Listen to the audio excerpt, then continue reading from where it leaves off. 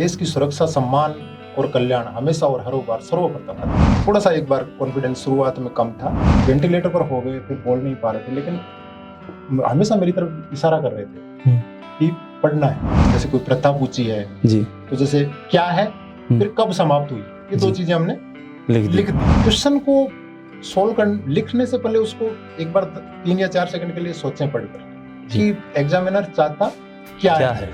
Free के साथ में दे दिया, मतलब 25% आपकी मेंस की तैयारी हो चुकी है। ये सीरीज एक दर्पण है जिसमें दिख जाता है कि मैं हूँ, खुद की समीक्षा करेंगे जी कि मैं जो कर रहा हूँ क्या वो मेरे टारगेट के लिए सही कर रहा हूँ।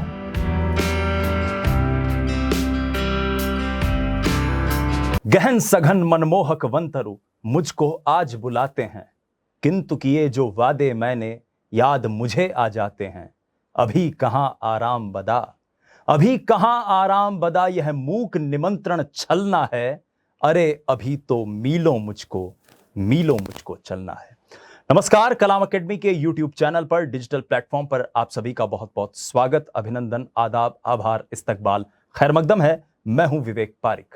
खास बातचीत की इस कड़ी में आज हमारे साथ एक और शख्सियत हैं जिनकी मेहनत की कहानी को जानने की हम आज कोशिश करेंगे। राजस्थान एडमिनिस्ट्रेटिव सर्विसेज के परिणाम जारी हो चुके हैं और इसके साथ साथ ऐसी कहानियां हमें सुनने को मिलती है जो अपने आप में प्रेरणा से भरी हुई होती हैं, जो हमें यह विश्वास जगाती हैं कि मेहनत के बल पर कुछ भी हासिल किया जा सकता है। आज हमारे साथ ऐसी ही कहानी के एक नायक प्रकाश चंदेलिया जी मौजूद हैं। राजस्थान के सीकर जिले की धोद तहसील के नागवा गांव के निवासी, इंडियन आर्मी के कॉर्प्स ऑफ सिग्नल से वीआरएस लेकर और टीम कलाम के साथ तैयारी करके और उसके बाद टीम कलाम के एक सक्रिय सदस्य के रूप में सेवाएं देकर वर्तमान में जो परिणाम जारी हुआ उसमें 174वीं रैंक पर काबिज होकर प्रकाश जी ने यह बता दिया कि मेहनत के बल पर इंसान कुछ भी कर सकता है, कोई भी मुकाम हासिल कर सकता है। प्रकाश जी, आपका बहुत बहुत स्वागत है टीम कलाम के इस इनिशिएटिव में। सबसे पहले तो आपको शुभकामनाएं। टीम कलाम के एक सदस्य के रूप में भी हमने आपको देखा है, आपकी मेहनत को भी हमने बहुत करीब से जाना है। एक बेसिक सा सवाल कि जब आपने ये निर्णय लिया था कि मुझे इस परीक्षा की तैयारी करनी है, क्या वाकई अंदर इतना कॉन्फिडेंस था कि हाँ, मैं इस शानदार रैंक के साथ इस पद को प्राप्त करूंगा, या कहीं ना कहीं संशय था थोड़ा बहुत? जब मैंने ये सोचा था कि मुझे एडमिनिस्ट्रेटिव सर्विस में जाना है जी, सबसे पहले मैं आपको विवेक जी एक चीज बताना चाहूंगा कि जब मैं सर्विस का मेरे लास्ट के 1-2 साल चल रहे थे तो कुछ चीजें मेरे साथ में ऐसी घटित हुई कि मेरे लिए निर्णय लेना थोड़ा सा उस टाइम कठिन हो रहा था जी। जैसे मेरी सर्विस के जब 6 महीने के करीब बचे थे और मैं धीरे धीरे मतलब सोचने लग गया था कि मुझे आरएएस की तैयारी करनी चाहिए। उसी ड्यूरेशन में मेरा सिलेक्शन हुआ यूएन पीस कीपिंग फोर्स में। अरे वाह। तो उस दौरान उसमें फाइनेंशियली एक तो अचीवमेंट होती है कि हम यूएनओ की फोर्सेज में जा रहे हैं जी, दूसरा मतलब वहां पर यूएनओ की फोर्सेज में जाकर हम एज ए इंडियन आर्मी या एज ए पूरे इंडिया को वहां पर हम रिप्रेजेंट करते हैं जी, तो बड़ी अपने आप में एक बड़ी अचीवमेंट होती है जी। और दूसरी फाइनेंशियली भी हमें सपोर्ट उससे मिलता है। तो फिर मैंने सोचा कि अगर मैं जाता हूं तो मैं टाइम पर शायद वीआरएस नहीं ले पाऊंगा जी। तो बड़ा ही कठिन समय था जी, लेकिन मैंने हिम्मत करके सोचा कि नहीं, मुझे आरएएस की तैयारी ही करनी है। तो मैंने वहां पर उसको अनविलिंग कर दिया था। ऑफिशियली मैंने उसको जब अनविलिंग किया तो मेरे जो सीनियर्स थे, मेरे जो ऑफिसर्स थे, उन्होंने मुझे एक बार बोला कि एक बार सोच लो कि ऐसे मौके कम मिलते हैं जी। लेकिन फिर मैंने मैंने रिक्वेस्ट उनके पास पुटअप की कि सर मुझे सिविल सर्विसेज की प्रिपरेशन करनी है जी। तो कहीं ना कहीं मैंने उस टाइम ये दृढ़ निश्चय ले लिया था कि मुझे करना ही है। इसलिए जब तैयारी का जब दौर आया जी, तो ये संशय नहीं था कि मैं कम कर पाऊंगा, कि जो दृढ़ निश्चय, ज्यादा चीजें समझ में नहीं आई थी उस समय तक मुझे, लेकिन जो निश्चय वाली चीज थी जो आप पूछ रहे हैं कि क्लियर थे क्या हम इस चीज में? मैं इस चीज में क्लियर हो चुका था कि मुझे करना ही है और इसी बार करना है इसी बार करना। मतलब मेरे माइंड में ये चल रहा था कि अभी नहीं तो कभी नहीं। प्रकाश जी, एक बेसिक सवाल, क्योंकि इस इंटरव्यू को ऐसे भी कई विद्यार्थी देखेंगे जो भविष्य में आने वाली आरएएस की वैकेंसी के लिए अपने आप को तैयार कर रहे हैं। जब भी कोई विद्यार्थी सिविल्स की तैयारी करता है तो एक इन्फेंट, एक शिशु की तरह होता है, बाहरी दुनिया का, क्योंकि ये सिविल सर्विसेज की तैयारी भी अपने आप में एक अथाह सागर है, एक दुनिया है। आपको चुनना है कि कौन सा मोती आपके काम का है। तो उस अबोध शिशु की तरह जब आप इस दुनिया में एंटर हुए, जब आपने इसमें प्रवेश किया, तो कैसे अपने आप को या अपनी तैयारी को आपने आकार दिया, और कौन कौन सी वो चीजें थी जिन्होंने आपकी तैयारी में वो भूमिका निभाई उसको एक बेहतरीन शेप देने में? सर मैं पहले जब इन आर्मी में था जी तो एक्चुअली मेरा सपना शुरुआत में जब मैंने आर्मी ज्वाइन की थी एज ए आर्मी ऑफिसर मेरा बनना सपना था जी तो उस टाइम मैंने उसके लिए जैसे ही मेरी ट्रेनिंग खत्म हुई मैं श्रीनगर पोस्टिंग गया सबसे जी। पहले पोस्टिंग थी तो वहाँ मैंने आर्मी में ऑफिसर बनने के लिए एससीसी एंट्री होती है तो उस टाइम एससीसी 95 सीरियल नंबर चल रहा था जी मैंने उसमें ट्राई किया तो मैं इंटरव्यू तक पहुंचा लेकिन लास्ट में असफल रहा जी तो कुछ चीज़ें मतलब उस टाइम से ये माइंड में चल रही थी जी कि जब मैंने वहाँ पर एग्जाम क्लियर किया था तो कुछ चीज़ें क्लियर हो चुकी थी कि किसी भी कंपटीशन को कैसे क्रैक किया कैसे जाता है, क्रैक किया जा सकता है कुछ जी, चीज़ें हालांकि आरएस के बारे में मैं अवेयर इतना नहीं आइडिया नहीं था। जी था और फिर जब इंटरव्यू में असफल रहा तो वहाँ पर एक बार तो आदमी टूट सा जाता है और डेफिनेटली मेरे साथ में भी वही हुआ था जी मैं भी एक बार लेकिन आधे घंटे बाद में ही मैं जैसे ही वो असफल होने का मुझे मैसेज मिला वहाँ जी। हमें बताया गया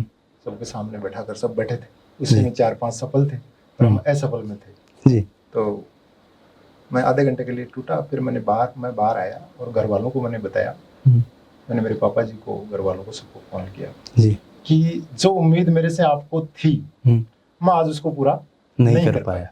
जी लेकिन मैं इतना वादा करता हूँ जी कि मैं कोशिश फिर भी जारी रखूंगा। जी वो चीज मैंने कहीं वो एक कविता पढ़ी थी अटल बिहारी वाजपेयी जी की जी कि हार में जीत में किंचित किंचित नहीं भयभीत भयभीत में। जी तो वहां से मुझे एक इंस्पिरेशन हमेशा मिलती है आज भी मिलती है मैं जी पढ़ता हूँ उन चीज को तो मुझे ऐसे लगा कि मुझे करना तो जी है। जी अब रही बात ये आरएस का वो स्ट्रक्चर समझने की तो वहां पर मैंने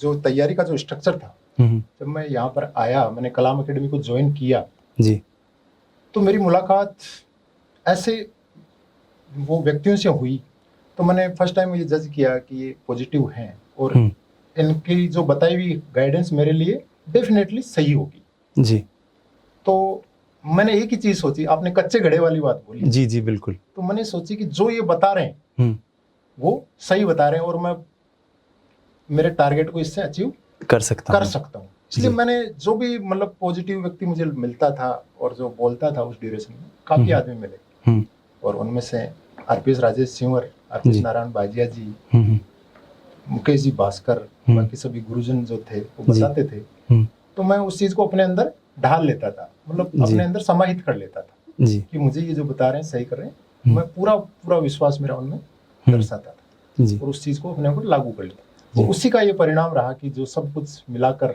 आज जो भी मेरी अचीवमेंट है जी उसी का परिणाम। वो एक साझी अचीवमेंट है सर। साझी अचीवमेंट।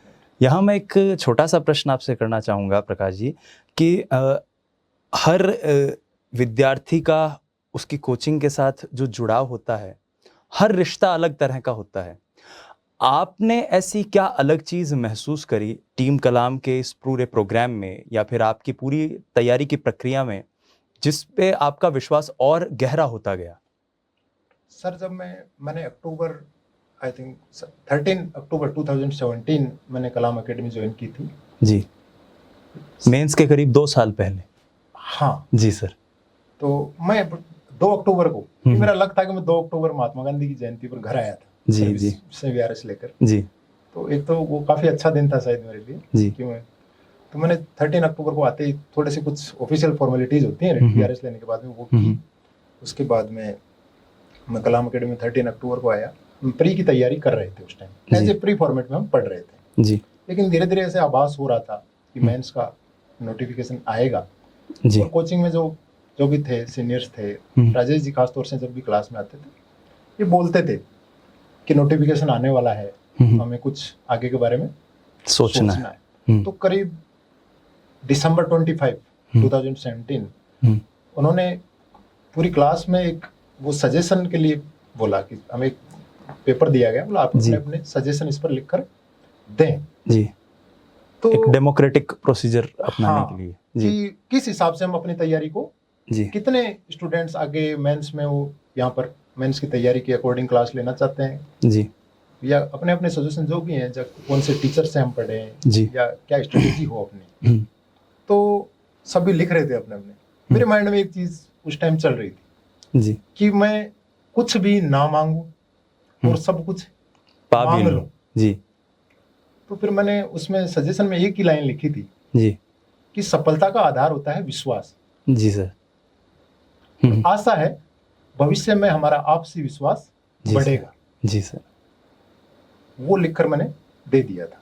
जी तो मैंने कुछ भी नहीं मांगा था और सब कुछ ही मांग मांग लिया। भी लिया था जी फिर जैसे जैसे आगे बढ़े हम तैयारी में, जी तो मुझे लगा कि जो उस टाइम मेरी इच्छा थी या मेरी जो भावनाएं थी उसके अकॉर्डिंग चल रहा है सब कुछ, जी तो मेरा भी विश्वास और बढ़ता गया, और उसी का परिणाम था जी कि धीरे धीरे हम सफलता की ओर बढ़ रहे थे। और बढ़ते बढ़ते इस शानदार रैंक को आपने अचीव किया है सर। प्रकाश जी, एक बात मुझे जाननी है आपसे कि इंडियन आर्मी की जो सर्विसेज होती है, जो लाइफ होती है, जो कल्चर होता है, वो अपने आप में बहुत गौरव से भरा हुआ होता है, और उस गौरव के साथ साथ जिम्मेदारी का भी भाव होता है। ऐसा भी कई बार देखा जाता है कि कोई व्यक्ति वीआरएस ले लेता है या फिर रिटायरमेंट हो जाता है तो वो चाहता है कि चलो अब आरामदायक जीवन जीते हैं, लेकिन आपने रिटायरमेंट के बाद भी एक परेशानी या जज्बे या यूं कहें कि संघर्ष से भरे हुए जीवन को प्राथमिकता दी, सिविल्स की राह चुनकर। क्या कारण रहा सर इसके पीछे? जैसे कि विवेक जी, मैं आपको बता चुका हूं कि मैं इंडियन आर्मी में ऑफिसर बनना चाहता था, और वहां से जब असफल हुआ तो मैंने अपने आप से भी ये वादा किया था और घर वालों से भी फिर मैंने वादा किया था कि मैं आगे कोशिश करता रहूंगा जी। और ये जो रही बात, जो सिविल सर्विसेज में आप जो बोल रहे हैं कि काफी चुनौतीपूर्ण जीवन होता है, आगे बिजी रहता है, तो मुझे कभी इस चीज से संतुष्टि नहीं हुई जी कि मैंने जो कर दिया है वो पूर्णतया बस ओके है, कंप्लीट है। उससे चीज से मुझे आज भी नहीं है जी। आज भी मुझे ऐसे लगता है कि मेरे अंदर कुछ कमियां हैं। निरंतर सुधार की गुंजाइश बनी रहती है। मैं ये चाहता हूं कि और ज्यादा सुधार हो, इसलिए मैंने ये सोचा था कि अभी ये आराम वाली जो जिंदगी है ना जी, वो मुझे पसंद नहीं थी जी। रही बात ये कि कुछ चीजें ऐसी थी जो मैंने मेरे पारिवारिक माहौल में जी और मेरी सर्विस के दौरान मुझे वो हमेशा वो मुझे आगे पुश करती थी कि नहीं कुछ और करना है जी। जैसे कुछ ये जैसे फिलिप चेटवुड साहब हुए हैं, उनका जो कोटेशन था मैंने पढ़ा था इंडियन आर्मी में जब मैं था। 22 ग्रेनेडियर्स में हम कहीं मणिपुर में डिप्लॉयड थे जी। तो मैं अक्सर जैसे ही टाइम मिलता था वहां पर, तो मैं उनके रिक्रिएशन रूम में जाता था और मेरी किताब लेकर, टेंट ओकेशन थी, टेंट में बना हुआ था वो जी। तो रिक्रिएशन रूम में मैं जब बैठता था तो वहां पर एक कोटेशन लिखा हुआ था, मैंने उस कोटेशन को पढ़ा तो उसमें लिखा था, देश की सुरक्षा, सम्मान और कल्याण हमेशा और हर बार सर्वप्रथम आते हैं। अरे वाह जी। उसके बाद में लिखा हुआ था कि आपके अधीनस्थों का कल्याण, अधीनस्थों की सुरक्षा, सम्मान और कल्याण उसके बाद में, और आपकी खुद की जो कंफर्टनेस है वो हमेशा और हर बार लास्ट में आती है जी। तो वो कोटेशन मुझे कहीं ना कहीं पुश करता था। वो आपने आत्मसात कर लिया उसे? आत्मसात कर लिया। और दूसरी चीज ये कि एक मैंने कैप्टन मनोज पांडे, परमवीर चक्र विजेता जी, तो उनसे इंटरव्यू में एक चीज पूछी गई थी उस टाइम जब ज्वाइनिंग, आई थिंक उन्होंने 1997 में कमीशन लिया था जी। तो इंटरव्यू ऑफिसर ने पूछा था कि आप इंडियन आर्मी में क्यों आना चाहते हैं जी। तो उन्होंने उस टाइम बोला था कि मैं परमवीर चक्र जीतना चाहता हूँ जी। तो मुझे ऐसे लगा कि यार इंडियन आर्मी में 12th करने के बाद में ऑफिसर बनते हैं, और उस टाइम उस व्यक्ति की ये सोच थी कि मैं परमवीर चक्र, और परमवीर चक्र ज्यादातर मरणोपरांत मिलते हैं सर। तो वो चीजें मुझे कहीं ना कहीं ऐसे पुश करती थी कि नहीं अभी आगे और बढ़ना है जी। आरामदायक जिंदगी मुझे नहीं पसंद थी जी सर। आराम मैंने कभी नहीं सोचा कि मुझे आराम करना है जी सर। उसी चीज का परिणाम है कि मैं धीरे धीरे उन जब मेरी कभी ऐसे होता था कि नहीं यार, जैसे टूटता था या एनर्जी कम होती थी पूरी तैयारी के, और इस तैयारी में तो एक लंबा प्रोसीजर चलता है, आपकी तैयारी में भी करीब 3-1 साल लग गए, तो ऐसे मौके आए हुए होंगे जब आप टूटे होंगे सर? आए कुछ से, जैसे मेरे उसी ड्यूरेशन में मेरे पापा जी की तबीयत भी बिगड़ी 2-3 बार, तो मैं हिम्मत करता था और उन कोटेशन को सुनता था या, और दूसरी चीज थी मेरा जो पापा जी के जो आत्मविश्वास था जी, बहुत ही दृढ़ इच्छा शक्ति उनकी और उनका आत्मविश्वास, जी तो सर। मुझे चीजें वो सब कुछ मिलाकर जब मैं एनर्जी कम होती थी तो जी। उनको मैं वापस रिकॉल करता था, जी सर। और फिर अपने आप को तैयार करते फिर थे। तैयार करता था। जी जैसे सर। 10 मिनट के लिए ऐसे एक ब्रेक ले लेता था, उनके उन पर जो वीडियो हैं जैसे यूट्यूब पर वो देखता था, मेरे पापा जी की चीज़ों को मैं याद करता था, तो अपने आप में मुझे एक वो मिलता था कि नहीं, आराम नहीं करना, आराम तो मुझे पसंद ही नहीं। और कंटिन्यूअसली लगे रहना है सर इसमें, उठो जागो और तब तक मत रुको जब तक अपने लक्ष्य को प्राप्त ना कर लो। जी सर। बेसिक सवाल सर कि प्रीलिम्स, मेंस, इंटरव्यू 3 चरण होते हैं और हर चरण का अपना पैटर्न है, हर चरण की अपनी स्ट्रेटजी है। आपने इन तीनों की तैयारी में अपने आप को किस तरह से ढाला और क्या खास आपने तैयारी करी कि आप बाकी अन्य विद्यार्थियों से एक कदम आगे रहे? मैंने जब प्री की तैयारी शुरू की थी जी। तो मैं 15 इयर्स आर्मी में था, तो ऐसे लगता था कि कहीं आरएस बहुत बड़ी चीज है जी। और डेफिनेटली मेहनत तो मांगती है। तो मैं आया तो मैंने थोड़ा सा एक बार कॉन्फिडेंस शुरुआत में कम था कि जी। मैं बाकी स्टूडेंट्स के साथ में compete कर पाऊंगा या नहीं कर पाऊंगा। जी। तो मैंने वहाँ पर जब आते ही मैंने 1-2 टेस्ट दिए और रैंक अच्छी रही। पहला टेस्ट जो मैंने दिया था कलाम एकेडमी में प्री का, तो उसमें मेरी सेकंड पोजीशन थी। Second position? Second position. जी। तो फिर मुझे ऐसे लगा नहीं, मैं डरने वाली बात अभी है नहीं, कर सकते हैं। हाँ। तो फिर जो प्री की तैयारी चल रही थी और धीरे धीरे ऐसे भी लग रहा था कि नोटिफिकेशन भी आने वाला है, तो मैंने स्ट्रेटेजी ये रखी कि जब तक नोटिफिकेशन नहीं आ जाता है तब तक ओवरऑल हम पढ़ते हैं। जी। और जब नोटिफिकेशन आ गया, जब 2 महीने रहे प्री के, उस टाइम में पूर्णतया प्री पर उस टाइम मैंने शिफ्ट किया। जी। तब तक मैं मेंस का भी कुछ चीजें जो कॉमन है दोनों में वो मैंने पढ़ी। जी। उसके बाद में मैं पूर्णतया प्री पर शिफ्ट हो गया और प्री देने के बाद में मैंने 5 अगस्त 2018 को प्री हुआ था। तो प्री हुआ था। उसके बाद में प्री 6 अगस्त को मैंने पूर्णतया रेस्ट किया। अच्छा। बिल्कुल रेस्ट किया, पूरे दिन में घर में रहा, घर वालों के साथ में रहा, पापा जी से मुलाकात। 7 अगस्त को सुबह उठा और फिर आकर कलाम एकेडमी की जो लाइब्रेरी थी जी, उसमें जो मेरी चेयर थी फिक्स थी उस पर आकर बैठा जी, और फिर मैंने तैयारी शुरू कर दी जी। फिर जैसे एग्जाम आगे किसकी, शुरुआत में मैंने कैसे भी एक बार सिलेबस को कवर करना है जी। उसके क्योंकि बाद पहले शायद दिसंबर में होनी थी एग्जाम। हाँ, दिसंबर से फिर जनवरी में जी, वो मतलब करीब 40 डेज आई थिंक जी, 45 डेज का वो एक उन्होंने दे दिया था एक्सटेंशन जी। फिर मैंने उस टाइम तक क्या पहला प्रयास था, तो कोशिश की जा रही थी कि पूरे सिलेबस को एक बार कवर कर लें जी मेंस के अकॉर्डिंग। और जब फिर आगे खिसक गई एग्जाम 25 और 26 जून को तय हुई, फिर मैंने उस टाइम तक सिलेबस हो चुका था, जनवरी तक कंप्लीट हो, दिसंबर में ही कर लिया था, लेकिन जनवरी में एक बार उसको फिर कर लिया था जी। फिर जैसे ही जनवरी से जून में डाल कर दिया था एग्जाम को, उस टाइम फिर मैंने गुणवत्ता पर ध्यान देना शुरू किया कि अब मुझे कैसे मेरी आंसर राइटिंग लिखनी है। साथ साथ में ऐसी भी चीजें मैं पढ़ता था, जब मैं न्यूज़पेपर पढ़ता था तो उस टाइम मैंने ये सोचना शुरू कर दिया था कि जैसे इंटरव्यू में होंगे हमारे से क्या क्वेश्चन होंगे।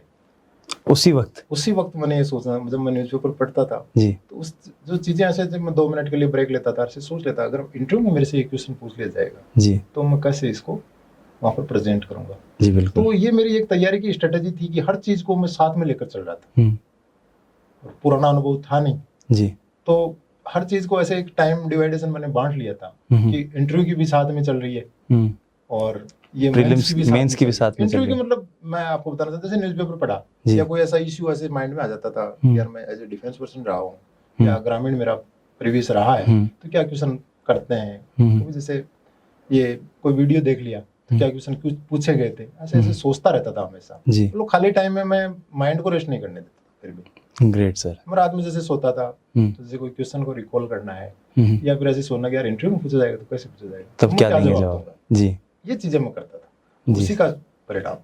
उसी का परिणाम है कि एक्स सर्विसमैन कैटेगरी में भी आपकी सेकंड रैंक है sir all over Rajasthan. Sir आप कलाम के भी एक सक्रिय सदस्य के रूप में रहे हैं, तो मैं कुछ बहुत डेप्थ में जाकर कुछ चीज़ें आपसे जानना चाहूँगा सर, क्योंकि बहुत सी परीक्षा की जो तैयारी विद्यार्थी करते हैं और कैसे उनको करवाई जाती है या कैसे उन्हें करनी चाहिए, आपने तीनों चीज़ों को बहुत करीब से देखा है, समझा है। सर करंट अफेयर से एक बड़ा महत्वपूर्ण इशू रहता है, उसकी तैयारी किस तरह से करनी चाहिए आरएएस के पर्सपेक्टिव में, चाहे वो प्रीलिम्स हो, चाहे मेंस हो, चाहे इंटरव्यू हो, अगर कोई विद्यार्थी करना चाहे तो? करंट अफेयर्स हर एक एग्जाम जो जैसे आईएएस है, आरएएस है, या जैसे कोई और भी कॉम्पिटिशन्स हैं, जैसे एसआई हो गया अपने राजस्थान के लेवल से, सभी में महत्वपूर्ण है और इनमें सभी में इंटरव्यू का भी एक पोर्शन है। तो मेरा मानना ये है कि जैसे न्यूज़पेपर डेली आते हैं, उसको बहुत ही ध्यान से पढ़ें जी।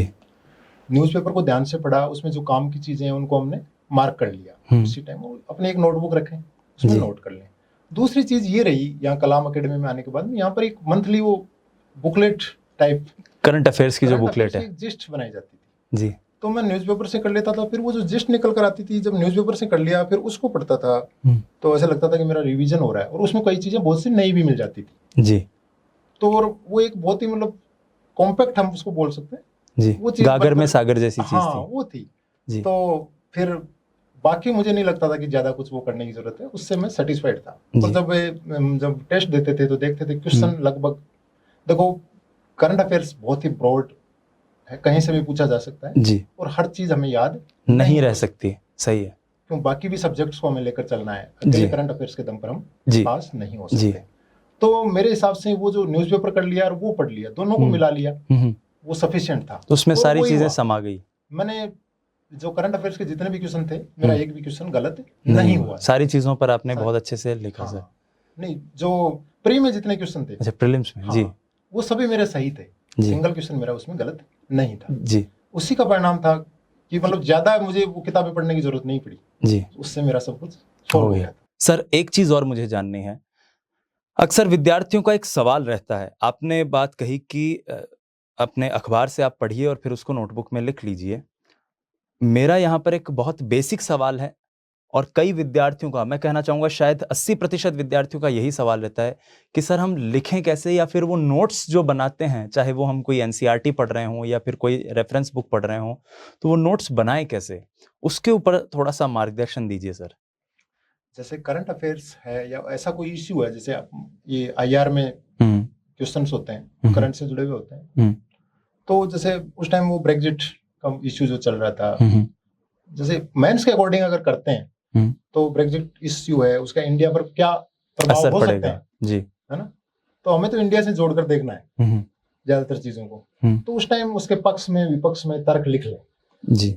और जैसे कोई ऐसे के एक बहुत बड़ा रोल होता है, 20 नंबर का ऐसे आता है हिंदी में, तो उसमें हम जैसे कोई ऐसे पर्यावरण संरक्षण पर जैसे कोई लेख आ गया जी, या और कोई गवर्नमेंट कोई स्कीम लेकर आई है, जैसे पर्यावरण के लिए है या वाइल्ड लाइफ के लिए काफी स्कीम्स, या कोई कानून जैसे बनाया है, तो उन चीजों को, वो सब चीजें उसी टाइम माइंड में रहनी चाहिए कि मेरे आगे टारगेट मेरा जो है उसमें किन किन चीजों की डिमांड है जी, वो चीजें अपने अंदर विकसित करें।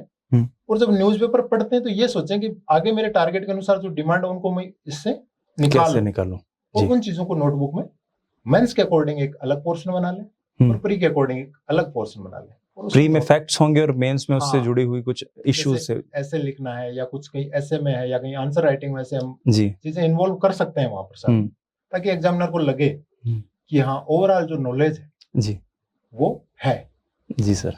तो उस हिसाब से अपने नोटबुक में नोट करते जाएं जी सर, उसके परिणाम डेफिनेटली अच्छे ही होंगे जी सर। आंसर राइटिंग का कोई ऐसा कोई रामबाण सूत्र है सर, कैसे अच्छे उत्तर लिखे जाएं? क्योंकि ये सबसे ज्यादा डाउट रहता है कि सर 2 नंबर का क्वेश्चन है उसमें क्या लिखना है, 5 नंबर का है उसमें क्या लिखना है, 10 नंबर का है उसमें क्या लिखना है। 2 नंबर में जो डिमांड है उसकी एग्जामिनर की, वो रहती है कि कम से कम शब्दों में ज्यादा से ज्यादा कंटेंट, क्योंकि 15 शब्द की लिमिट है, 15 शब्द की लिमिट है जी, तो हमें वहां पर ज्यादा से ज्यादा कंटेंट हमारे दिमाग में, माइंड में होना चाहिए जिसको हम लिख सकें। जैसे कोई भी चीज, जैसे कोई प्रथा पूछी है जी, तो जैसे क्या है फिर कब समाप्त हुई, ये 2 चीजें हमने लिख दी जी, तो एक सर्टिफिकेटरी लेवल पर या गोल्ड लेवल पर हम पहुंच सकते हैं जी। अब रही बात 50 शब्द और 100 शब्दों वाले में, उसमें जो अभी जो पैटर्न जैसे धीरे धीरे आरएस का चेंज थोड़ा सा लग रहा है, जैसे 2016 से पेपर थोड़े से डिफरेंट थे जी, तो उसमें हमें एक अप्रोच, एनालिटिकल जो अप्रोच है उसकी जरूरत है जी। तो कोई भी क्वेश्चन हम तैयार करते समय या जब पढ़ रहे हैं, नोट्स पढ़ रहे हैं या अपनी कोई बुक्स पढ़ रहे हैं जी, तो ये माइंड में हमेशा रखें कि मुझे अगर डायरेक्ट पूछा है क्वेश्चन तो कैसे लिखना है, एनालिटिकल पूछा है क्वेश्चन को सोल्व कर लिखने से पहले उसको एक बार 3 या 4 सेकंड के लिए सोचें पढ़कर कि एग्जामिनर चाहता क्या है इससे। जैसे 2 या 3 डायमेंशन होते हैं, जैसे जो 100 शब्दों वाला जो क्वेश्चन है तो सब वो टच करके उसी क्रम में हमें टच करते हुए जाना है लास्ट तक। और ये एक बार में नहीं होगा, ये वो अभ्यास जितना करते रहेंगे अंत तक आप वहां तक पहुंच जाएंगे। इसमें तो वही करत अभ्यास के जड़मति होत सुजान। जी सर, वो चीज लागू। पहला उत्तर कहने का मतलब ये है कि किसी का भी परफेक्ट नहीं हो सकता जब वो तैयारी में रहेगा। तो जो मैं ये मानता हूँ कि जो काफी अच्छे रैंक पर निकल चुके हैं आज जी, वो भी अपने आप में परफेक्ट तो नहीं है जी।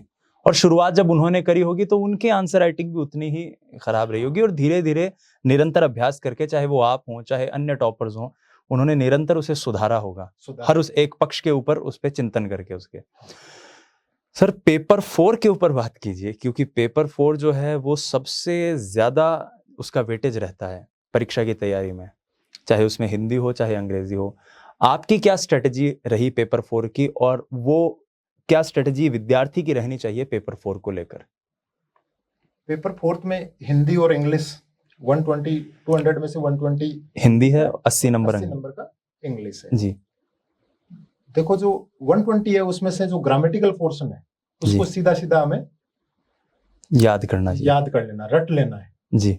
मेरा तो जैसे मुझे संधि के नियम आज भी पूर्णतया याद नहीं है। अच्छा। लेकिन मैं याद करता था, फिर वो भूल जाते थे जी। तो अभी कितना याद रखें ये भी जो डिपेंड करता है जी। फिर मैं क्या करता था, संधि को जो मुझे याद नहीं आता था ना जो रूल, तो मैं उसको रट लेता था जी, कि आ गई तो कर ही दूंगा और नहीं तो छूट गया तो फिर और दूसरी जगह। अब रही चीज कंपोजिशन में, तो कंपोजिशन में हमें जैसे लेटर राइटिंग है या ऐसे है तो उसमें बार बार लिख कर, जैसे कोई लेटर है तो उसमें जो डिमांड है कि वो जैसे कॉपी 2 हमें किसको करना है, प्रतिलिपि एवं सूचनार्थ लिखते हैं उसमें किसको करना है, तो वो जो व्यवहारिक रूप से जो एडमिनिस्ट्रेशन है अपना उसको समझ लेते हैं, अगर हम पहले से अपने आउटलाइन माइंड में बना लेते हैं तो वहां पर वो प्रॉब्लम नहीं आती है। और इंग्लिश में जो ग्रामेटिकल पोर्शन में कुछ चीजें ऐसे हैं जो इजीली वो रटने वाली है जी सर, और कुछ रूल्स हैं जैसे डायरेक्ट इनडायरेक्ट है, तो उनमें भी प्रैक्टिस की जरूरत है जी। रटने वाली चीजें रट लें और बाकी प्रैक्टिस कर लें, लेकिन इसको स्किप नहीं करना, इस पेपर को किसी स्किप तो नहीं कर सकते। जो 4th पेपर है जी इसका फिक्स है पहले से, तो इसको प्री के साथ में भी थोड़ा देखते हुए चले, देते हुए प्री के साथ में दे दिया, मतलब 25% आपकी मेंस की तैयारी हो चुकी है। 800 में से 200 25% यहीं पर क्लियर हो जाता है। बिल्कुल सर, मेरी यही स्ट्रेटेजी रही कि मैं जितना हो सका प्री के टाइम पर मैंने 4th पेपर पर फोकस किया। फिर एकेडमी में एक चीज और हुई कि बार बार इसी पर हर दूसरे दिन हिंदी इंग्लिश का कोई टेस्ट रख देते। अच्छा, हर दूसरे दिन? जी सर। तो उसमें मैं टेस्ट को कभी मिस नहीं करता था, और मैंने कुछ स्टूडेंट्स हैं वो मेरे फ्रेंड भी हैं उसको मिस कर देते थे, कहीं ना कहीं वो दौड़ में आज पिछड़े हैं। जी सर। तो वो चीज मेरे एक सपोर्ट था, एक प्लस पॉइंट रहा आपके तैयारी में, मैं मिस नहीं करता था उस टेस्ट को जी, तो उससे मुझे फायदा मिला है। सर, टेस्ट सीरीज का योगदान कितना होता है किसी भी विद्यार्थी की तैयारी में? टेस्ट सीरीज से जो स्वयं का जो आकलन है ना जी, देखो पढ़ना, किताबें तो बहुत है मार्केट में और सिलेबस भी इतना ब्रॉड है, चाहे कितना ही किताबें ले आओ फिर भी कम ही रहती हैं। आज भी मेरे पास कमी है किताबों की, ऐसे लगता है। तो टेस्ट सीरीज के माध्यम से हमें ये पता चल जाता है कि एक तो एग्जाम की डिमांड क्या है जी, और अपनी कमियों का बार बार हमें पता चलता है, वो आंखों के आगे आती रहती है, तो दुरुस्त करने का समय मिलता है। कहीं मैं कूप मंडूक तो नहीं हूँ, ज्यादा पढ़कर भी आदमी सही आंसर नहीं लिख सकता है जी।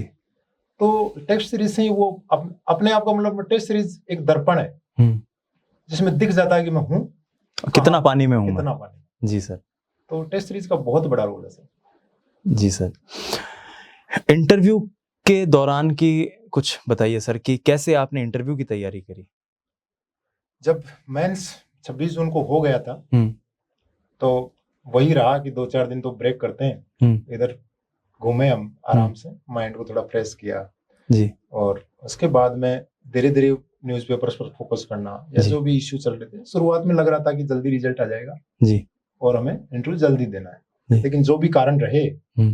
कि डिले हुआ रिजल्ट हम्म। भी, फिर इंटरव्यू प्रोसेस शुरू होने में भी जैसे कोविड की वजह से भी डिले हुआ है। जी सर। लेकिन मैंने जो एक तो न्यूज़पेपर हम्म। पढ़ना नहीं कंटिन्यू रखा न्यूज़पेपर को, और आज भी कंटिन्यू है।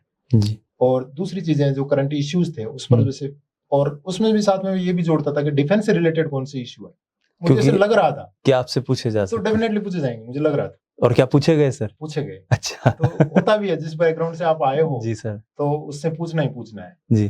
तो मैंने उन सब मुद्दों को माइंड में जैसे ही देखता था, कहीं हेडिंग में देख लिया, जैसे कोई भी जैसे बॉर्डर इश्यू थे अपने काफी चर्चित रहे, तो क्या है एग्जैक्ट वहां तक जड़ तक पहुंचा, उनको समझा। जी। तो ये सब चीजें जैसे मेरे से पूछ लिया था, आप मणिपुर में डिप्लॉयड थे, तो आप म्यांमार के साथ में अपने जो स्टेट है, कौन से स्टेटों की सीमाएं लगती हैं बताइए। हाँ। तो मैंने बताया जी। और मणिपुर की प्रॉब्लम्स के बारे में पूछा, तो मैंने बता दिया वहां पर जी। तो वो एक जो थिंकिंग थी जी, इस हिसाब से मैंने बनाकर रखी जी, कि कौन सी चीजें मेरे से पूछी जा सकती हैं, वो चीज लास्ट में काम आई। जी सर। मैं यहाँ पर थोड़ा सा इंटरव्यू को लाइट मोड पे ले जाना चाहता हूँ सर। आप आर्मी से भी रहे हुए हैं, आप 2017 में आपने वीआरएस लिया था। उस दौरान की अपने जो आर्मी की जो लाइफ थी, उसका कुछ हिस्सा आप दर्शकों के साथ शेयर कीजिए सर, क्योंकि उस दौरान कई घटनाएं भी घटी थी 2017 में, 16 में और उस दौर में। जैसे मैं फर्स्ट पोस्टिंग मेरी श्रीनगर रही जी, तो 3 साल उस टाइम टेररिज्म ज्यादा था जी, तो मिलिटेंसी काफी ज्यादा थी सर उस वक्त। तो डेली फायरिंग की आवाज सुनना, कहीं ना कहीं कुछ ना कुछ घटनाएं होती भी रहती थी, और हमारे साथ वाले कुछ इंजर्ड भी हुए, किन्हीं ने जान भी दी है जी सर। तो ऐसे लगता था काफी डिफिकल्ट तो है, लेकिन नहीं फिर भी करना, तो एक वो अंदर से देश के प्रति एक वो चीज जुनून है सर था जी, कि नहीं करना है जी सर।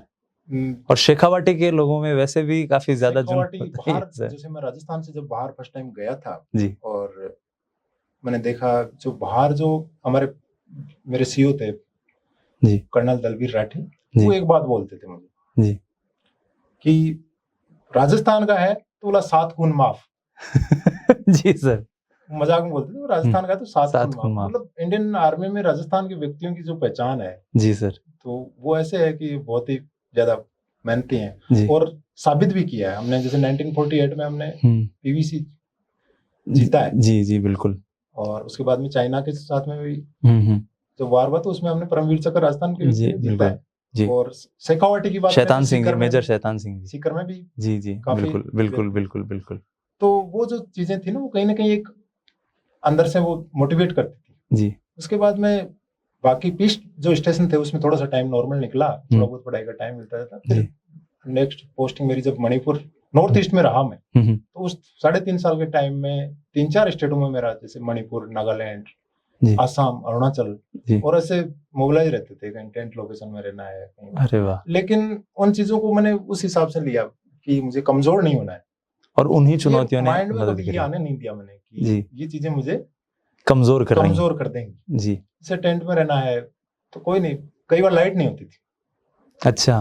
तो जैसे काम करते थे तो जनरेटर चलते थे, उसके बाद जैसे लाइट नहीं होती थी, मुझे रात में लगता था नहीं अभी थोड़ा सा पढ़ना है, तो मैं जो जैसे वो रिचार्जेबल लाइट होती थी वो रखता था टेंट में। अच्छा। उससे मैं पढ़ना शुरू कर देता था जी।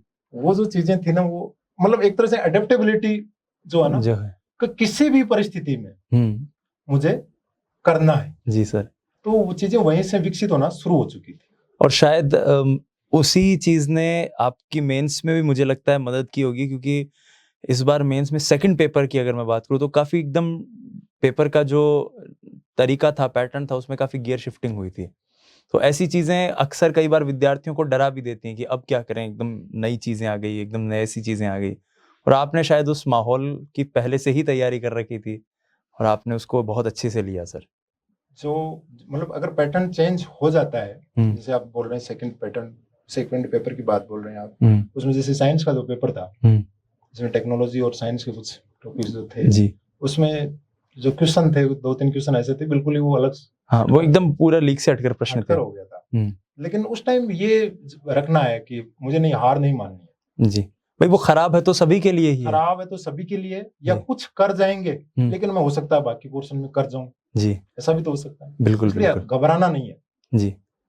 जैसे फर्स्ट पेपर हिस्ट्री का रहा, उसमें भी 2-4 क्वेश्चन ऐसे थे बिल्कुल जो ऐसे देखा फर्स्ट में तो एक बार तो झटका सा लगा था हाँ कि ये क्या हो रहा है जी। लेकिन बाद में जब पेन एक बार जब चलना शुरू हुआ तो मैंने देखा टाइम फिर तो कम लग रहा था। जी जी तो इसलिए डरना नहीं है जी, और करते जाना है। बिल्कुल सर। एक विद्यार्थियों में हमेशा से इस चीज को लेकर एक भय रहता है या तनाव रहता है। अभी जैसे रीट की परीक्षा भी आने वाली है, पटवार की एग्जाम होने वाली है, और भी कई परीक्षाएं हैं जो पाइपलाइन में है कि एग्जाम खिसकेगी क्या, नहीं खिसकेगी क्या, अभी इस बार हो जाएगी क्या, 3 महीने 4 महीने 2 महीने, और इस कारण जो टाइम उन्हें पढ़ाई में लगाना चाहिए वो टाइम वो वेस्ट कर देते हैं। आप इस सब से कैसे बचे सर?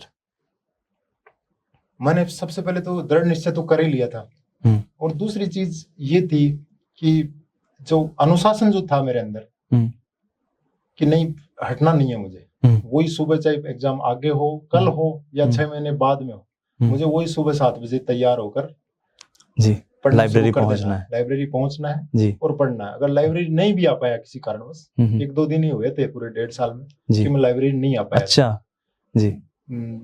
तो मैं घर पर भी बैठकर फिर ये कोशिश करता था कि पूरे के पूरे टाइम पढूं।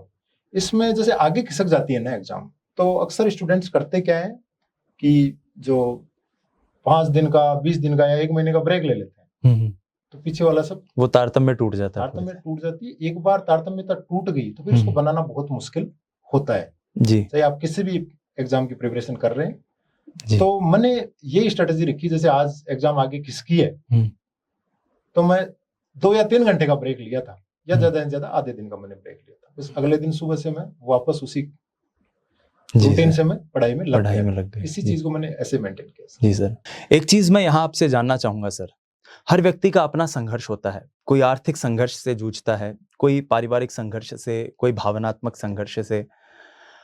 जब आपकी बात करें, आपका रिजल्ट आया तब हमने अखबार में भी इस चीज को पढ़ा था। हम तैयारी के दौरान या उस वक्त भी आपके साथ थे कि जब इंटरव्यू अपने चरम पर थे, जब आपका इंटरव्यू होने वाला था, उसी के कुछ दिनों पहले आपके पिताजी का देहांत हो गया था सर। ये अपने आप में हर पुत्र के लिए एक बहुत बड़ा सेटबैक होता है, एक इमोशनल ब्रेकडाउन का समय होता है।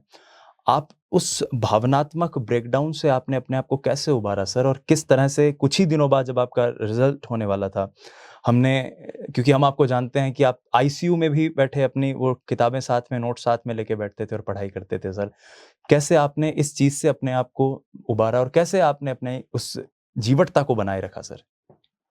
मेरे पिताजी करीब 36 ईयर्स से बीमार थे जी, तो वो कंटिन्यू बीमार रहे अपनी लाइफ में जी। तो मैंने एक चीज तो ये देखी थी उनके अंदर, जो आत्मविश्वास था किसी भी काम को करने का जी, बीमारी में रहते हुए भी, तो बहुत ज्यादा था जी, और हमेशा मुझे पढ़ने के लिए प्रेरित करते रहते। तो मेंस जब होने वाला था तो उससे 5-6 दिन पहले उनकी तबीयत बहुत ज्यादा बिगड़ गई थी। मेंस से पहले भी ऐसा हुआ था? बिगड़ गई थी तो मुझे पहले तो घर वालों ने बताया नहीं, लेकिन मेरे भाई साहब और मेरे मदर को जब लगा कि कुछ भी हो सकता है तो मुझे फोन किया। तो मैं यहाँ से गया घर पर जाकर मैंने उनको देखा तो ऑक्सीजन लगी हुई थी, अस्थमेटिक प्रॉब्लम्स थी उनको। जी जी। तो ऑक्सीजन लेवल कम था। मैंने उनको देखा, उस टाइम उन्होंने मुझे, ये मैं बैठा रहा उनके पास 1-1.5 घंटे, उस टाइम उन्होंने मुझे विश्वास दिलाया कि मुझे कुछ नहीं होगा, तेरी एग्जाम के दिन 5 बजे तू वापस चला जा, पढ़ाई कर। तो मैं फिर हिम्मत मैंने, और उनकी इच्छा भी थी कि मैं ऑफिसर बनूं, और उन्होंने मुझे पूरा विश्वास दिलाया, बोला मुझे कुछ नहीं होगा जी। तो मैं उठा वहां से और मैं वापस मेरी चेयर पर आकर मैंने मेरे बड़े भाई को बोला, कि बड़े भाई भी था वहां पर, सब परिवार वाले थे, सबको बोला कि जो भी सिचुएशन हो मुझे आप बताना, अगर इत्तला कर देना जी, बाकी मैं जा रहा हूँ। तो मैं वापस आकर मैं पढ़ना शुरू कर दिया मैंने। उसके बाद में उनकी तबीयत वापस ठीक हो चुकी थी, काफी मेरी इवेंट्स ठीक से हुई और वो सुधार हो गया था जी। उसके बाद में काफी दिन बीच बीच में कभी अप एंड डाउन चले, तो जयपुर में हमने जैसे इलाज करवाया। इलाज शुरू से, आज से 36 साल पहले से उनका जयपुर ही चल रहा था। उसके बाद में जब ये दौर आया कि इंटरव्यू की डेट अभी आ चुकी थी और लास्ट टाइम था तैयारी का, 30 अप्रैल पहले मेरी इंटरव्यू डेट डिसाइड हुई थी जी, तो 13 मार्च को उनकी तबीयत ज्यादा बिगड़ गई। हाँ, तो मेरे बड़े भाई ने मुझे फोन किया, बोला ऐसे ऐसे तबीयत उनकी गड़बड़ है। तो मेरे अंकल जी, मेरा बड़ा भाई, हम सब आए, हम जयपुर गए जी। जयपुर गए तो उन्होंने उस दिन बोला आज हम एडमिट नहीं होंगे जी। उनको ऐसे लग रहा था, बोला नहीं मैं ठीक हो जाऊंगा, कोई दिक्कत नहीं, वापस सी करा गए। सी कराने के बाद में यहाँ पर देखा ऑक्सीजन लेवल बहुत कम है, तो 1-2 दिन के लिए यहीं पर हमें एडमिट रहना पड़ा। फिर हमने 2-3 दिन बाद में जब ज्यादा तबीयत बिगड़ी तो जयपुर गए, और जाते ही एक बार फिर यहाँ पर एक टर्न आया कि वो वापस सुधार काफी हुआ। डॉक्टर ने बोला कल आप घर चले जाएंगे। तो बड़ा मैं खुश था, वो इंटरव्यू है अभी और तबीयत ठीक हो रही है, लेकिन उसी रात वापस तबीयत बिगड़ी जी। 26 मार्च जी 2021 को जब उनकी तबीयत ज्यादा बिगड़ी तो आईसीयू में उनको ले लिया और वेंटिलेटर पर लेना पड़ा। तो मेरे सामने सिचुएशन ये थी कि मुझे भावनात्मक वो लगाव भी, वो एक तरह से मुझे एक साइड से तो तोड़ रहा था मुझे जी कि मैं अब क्या करूं, और दूसरी साइड से मुझे पुश भी कर रहा था क्योंकि मेरे बाबा जी की इच्छा थी कि मैं ऑफिसर बनूं जी। तो उन्होंने मुझे, वो वेंटिलेटर पर हो गए, फिर बोल नहीं पा रहे थे, लेकिन हमेशा मेरी तरफ इशारा कर रहे थे कि पढ़ना है। फिर उन्होंने जब वो बोल नहीं पा रहे थे तो उन्होंने चिट्ठी पर मुझे लिख कर वहां से, हाँ जी, तो वो पेन कॉपी डॉक्टर को बोलते थे, पेन कॉपी का इशारा करते थे, वो देते थे, तो उस पर लिखते थे कि नहीं करना ही है, तो मेरी चिंता ना कर, तुझे करना ही है। वो शायद आपके पास आज भी होगी वो चिट्ठियां मेरे पास सब है। तो उनकी, मैं बाहर आता था, फिर थोड़ी देर तो मायूस सा रहता था, फिर मैं पढ़ना शुरू कर देता था। हॉस्पिटल में मैंने जो लॉबी थी, मणिपाल हॉस्पिटल में उनका इलाज चल रहा था जी, तो मैं उसमें एक वो स्टूल टाइप थी, वहां पर मैं साइड में कोने में बैठा हुआ पढ़ता रहता था, और बीच बीच में जैसे ऊपर से कोई फोन आता तो भागकर आईसीयू में जाता था। फिर एक दौर जैसे जैसे हम आगे बढ़े, 15-16 अप्रैल आ गई, वो मेरा इंटरव्यू नजदीक आते जा रहा था, और तबीयत में कंटिन्यू गिरावट हो रही थी उनके। तो मैं 15 अप्रैल को जब उनके पास आईसीयू में गया तो वो काफी नर्वस दिख रहे थे, और कंटिन्यू उतार चढ़ाव की वजह से वो खुद स्क्रीन पर देख रहे थे कि मेरी बीपी डाउन हो रही है, ऑक्सीजन लेवल कम जा रहा है। डॉक्टर कोशिश करते थे कि डॉक्टर विकास पिलानिया है, उन्होंने मुझे समझाया भी, बोला देखो हम 1% तक भी कोशिश करेंगे, अगर संभावना है तो बिल्कुल, संभावना जितनी है हम कोशिश करेंगे। और डॉक्टरी लैंग्वेज में जैसे हमें सब चीजें समझ में नहीं आती, तो डॉक्टर शशि हैं, वो उस चीज को मॉनिटर कर रही थी, तो वो भी मुझे समझाती थी, नहीं बोला अभी भी उम्मीद है।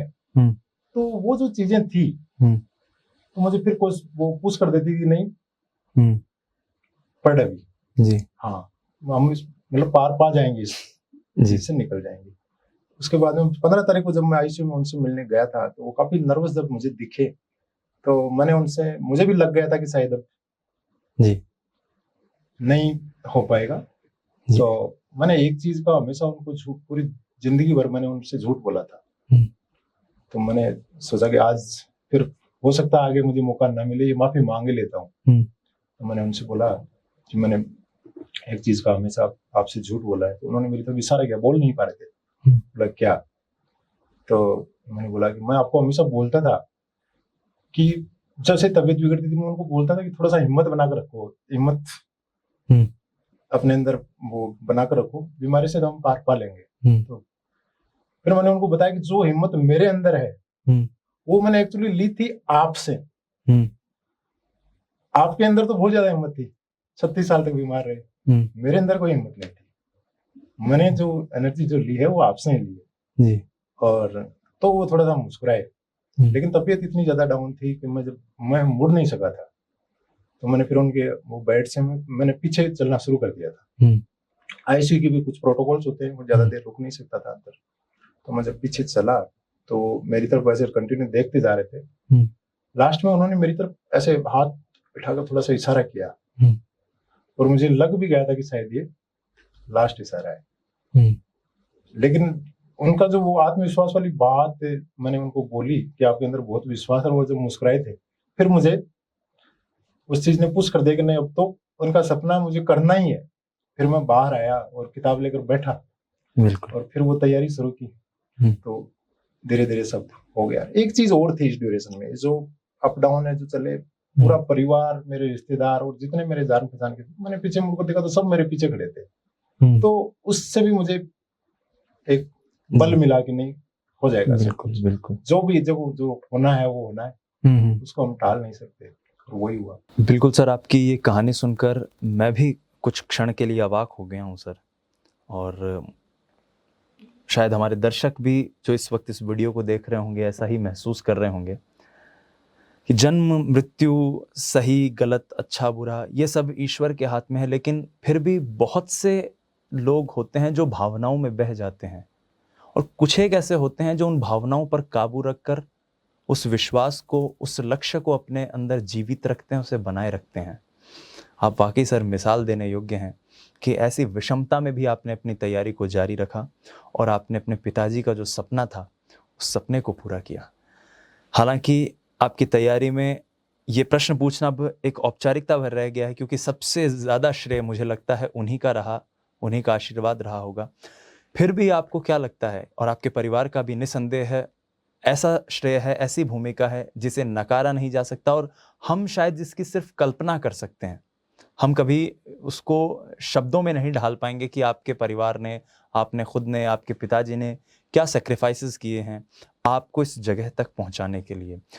आप अगर अपने शब्दों में या अपने मुंह से श्रेय देना चाहें तो किन्हें देंगे सर?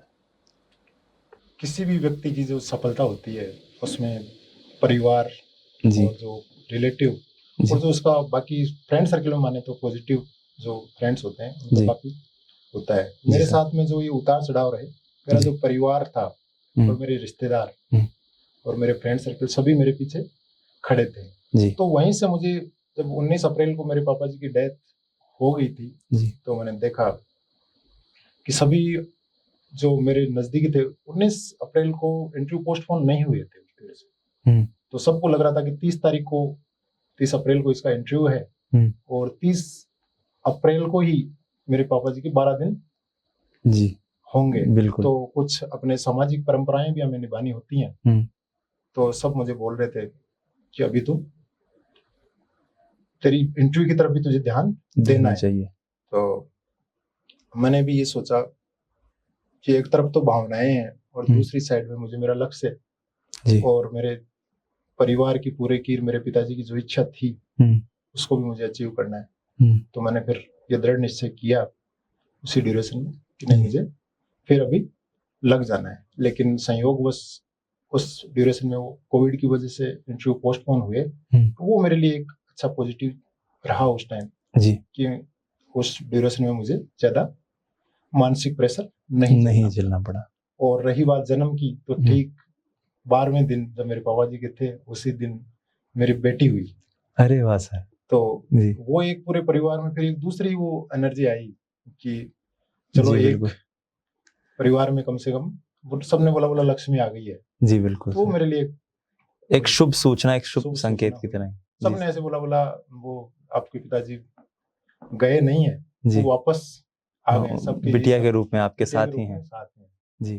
तो फिर मैंने थोड़ी हिम्मत की जी। और फिर धीरे धीरे जैसे कोविड का दौर चला, फिर लग रहा था कि अभी इंटरव्यू होने वाले हैं। मैंने एक चीज फिर सोच ली थी कि मुझे अगर मैंने मेरा लक्ष्य हासिल कर लिया तो वही सच्ची श्रद्धांजलि उनके लिए होगी।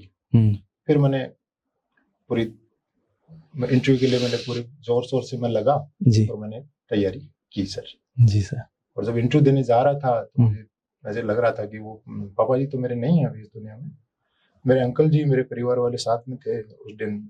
किसी को भी लगता है जैसे घर से कोई जा रहा है और वो भी ये प्रेस्टिजियस जॉब थी जी। मेरे अंकल और मेरे परिवार वाले सभी बैठे थे वहां पर, तो मैं जा रहा था। फिर मैं गया तो जहां मेरे पापा जी सोते थे मैं उस जगह पर जाकर एक बार खड़ा हुआ और मैंने देखा तो मुझे ऐसे लगा कि वो सो रहे हैं जी। तो मैंने उनसे वो लिया आशीर्वाद और निकल गया जी सर। तो अच्छा रहा, संयोग अच्छा रहा कि ये आज से पता मुझे। बिल्कुल बिल्कुल सर, बिल्कुल सर। अंतिम प्रश्न इस इंटरव्यू के समापन से पहले, क्या सीख या क्या कीवर्ड्स या फिर क्या महत्वपूर्ण बात आने वाले अभ्यर्थियों को बताना चाहते हैं? आपकी तरफ से क्या कहना है उनको कि उन्हें अगर तैयारी करनी है तो उन्हें क्या करना चाहिए? देखो, जो बाकी सब चीजें तो कि कैसे पढ़ना है, क्या करना है, वो तो बाद की चीजें हैं। जी।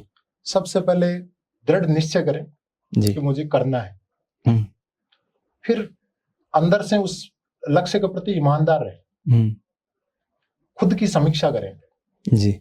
कि मैं जो कर रहा हूँ, क्या वो मेरे टारगेट के लिए सही कर रहा हूँ जी। या मैं कहीं विचलित हो रहा हूँ। फिर जो आपके पॉजिटिव जो फ्रेंड सर्किल है या जो आपको गाइड कर रहे हैं, जी। उनसे हमेशा ये पूछते रहें कि मेरी जो कमियां हैं वो मुझे बताइए ताकि निरंतर सुधार हो सके। अपने आप में कभी परफेक्ट नहीं बनना जी। परफेक्ट, मैं ये मानता हूँ इस दुनिया में कुछ भी नहीं है, हर चीज में सुधार की जरूरत है। जी। तो यही सब चीजें होती हैं, ये सब चीजें कर ली और निरंतरता बनाए रखी। और वो जो चीजें हैं जो पीछे से आपसे कुछ डिमांड कर रही थी, जैसे किसी का परिवार होता है, जैसे मेरे परिवार की भी डिमांड थी कि मैं बनूं। मेरे दादाजी भी मुझे बोलते थे। मैं यहाँ पर एक घटना और शेयर करना चाहता हूँ। जब 28 फरवरी 2000 को मेरे गांव में एक एक्सीडेंट हो गया था। जी। तो एक बारात थी, वो एक्सीडेंट हो गई और उसी ड्यूरेशन में मेरे दादाजी मतलब अंतिम क्षणों में थे। जी। तो मेरे पापा जी, मेरे परिवार वाले सब गांव में 27-28 आदमी शायद इंजर्ड थे। आज के करीब 21 साल पहले जी। तो सिचुएशन ऐसे बनी कि 3-4 घंटे के लिए मैं मेरे दादाजी के साथ में अकेला था। मैं स्कूल लाइफ में था उस टाइम। जी। तो उन्होंने मुझे लास्ट टाइम जब उनको होश आ रहा था तो ऐसे बोल रहे थे कि बोला नहीं आगे तो बढ़ना है, बोला कुछ करना जिंदगी में। तो मैंने उसको कुछ बचपना भी था, मैंने बोला आप ऐसे क्यों बोल रहे हैं? तो वो बोले बोला नहीं अभी शायद मेरी जिंदगी का अंतिम टाइम है। और वो 1 मार्च 2000 को सुबह 8:15 बजे खत्म भी हो गई। जी। तो वो सब जो चीजें होती है ना, उनको जब एनर्जी कम होती है तो रिकॉल करें। हर व्यक्ति के जीवन में ऐसा संघर्ष होगा, कि वो जीवन में होता है, या कहीं हम बाहर से जो फीलिंग करते हैं, जैसे कोई बहुत ज्यादा गरीब है या जिस पर जैसे कोई बहुत सी विपत्तियां भी आती हैं, पारिवारिक विपत्तियां होती हैं, जिम्मेदारियां हैं, बहुत सी जिम्मेदारियां होती हैं, तो उन चीजों को रिकॉल करें कि मुझे करना है, जो पीछे से डिमांड है। जी। तो उन चीजों को हमेशा रिकॉल करें और अपने लक्ष्य के प्रति ईमानदार रहें। यही बातें हैं। बाकी सिलेबस का ये सब चीजें होगी तो आगे सब कुछ समझ में आ ही जाएगा। सही है सर। वो एक दिन में नहीं आएगा तो दूसरे दिन आ जाएगा। बिल्कुल, वो तो आप उस प्रक्रिया में है तो जरूर आएगा सर। जरूर आएगा। लेकिन आवश्यक ये है कि आप संघर्षशील रहें ताकि अंत समय तक वहां पर पहुंच पाए। जी सर। चलिए सर, बहुत बहुत शुक्रिया, आपने अपना कीमती समय इस इंटरव्यू के लिए दिया और आपकी कहानी निसंदेह है हम जैसे अनेक विद्यार्थियों को, अनेक स्टूडेंट्स को, अनेक लोगों को प्रेरित करती रहेंगी। हमारी ये खुशनसीबी है कि हम आपको व्यक्तिगत रूप से जानते हैं, लेकिन आपकी कहानी, मुझे पूरा भरोसा है कि इस वीडियो के मार्फत जितने भी विद्यार्थी देख रहे होंगे उन्हें ज़रूर अपने ज़िंदगी में आगे बढ़ने के लिए प्रेरित करेगी। मुझे संस्कृत का एक श्लोक याद आता है जो भगवत गीता से है, जो कहता है तस्माद असक्तम सततः कार्य कर्म समाचरत असक्तो हराचरण कर्म परमाप्नोति पुरुष है। कि कोई व्यक्ति आसक्ति से रहित होकर जब कार्य करता है, कोई व्यक्ति जब अपनी प्रियतम वस्तु को त्याग कर किसी इच्छित लक्ष्य को पाने की लालसा करता है, वही व्यक्ति अंततः सफल होता है। ये वीडियो आपको कैसा लगा, ये खास बातचीत आपको कैसी लगी, हमें कमेंट करके जरूर बताइएगा। बहुत बहुत धन्यवाद प्रकाश सर, आपका भी बहुत बहुत धन्यवाद कि आप इस कार्यक्रम में पधारे। Thank you so much. जय हिंद, वंदे मातरम।